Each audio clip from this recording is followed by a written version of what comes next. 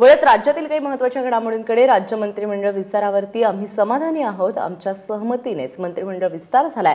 आम्ही नाराज असतो तर आम्ही आमच्या पद्धतीने उत्तर दिलं असतं।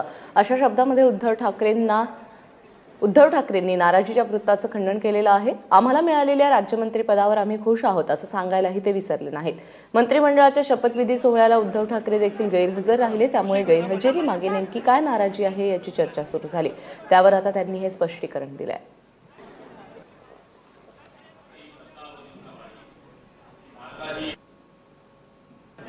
गेलो नाही याचा काही वेगळा अर्थ काढण्याची आवश्यकता नाहीये। एक गोष्ट लक्षात घ्यायला पाहिजे की ज्या वेळेला सरकारमध्ये आम्ही सामील झालो त्याच वेळेला जो फॉर्म्युला ठरला होता त्या फॉर्म्युलानुसार ही जी 2 राज्यमंत्रीपद शिवसेनेच्या वाटेची होती, ज्यांचा कार्यभार हा त्यावेळेला इतर मंत्र्यांकडे दिला गेला होता, ती पदं आज भरली गेली। बाकी याच्यामध्ये दुसरं काही नाही।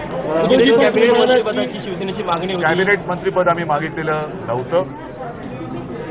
जे काही ठरलं होतं त्या ठरलेल्या गोष्टी त्याच्याप्रमाणे सगळं होतंय आणि म्हणून मला असं वाटतं कदाचित काही जणांना शिवसेना याच्यात सहभागी व्हायला नको होती आणि ती झाली म्हणून वाईट वाटलं असेल। लाचार होण्याचा प्रश्नच नाही, हे ठरलेलं होतं त्याच्याप्रमाणे होतंय, हे काय नव्याने घडलेलं नाहीये। तेच तुम्हाला मी सांगतोय की लाचार होण्याचा प्रश्नच नाहीये आणि लाचार झालं असतो तर केंद्रातलं मंत्रिपद जे होतं जे गेल्या वेळेला आम्ही नाकारलं होतं ते कधीच स्वीकारलं असतं।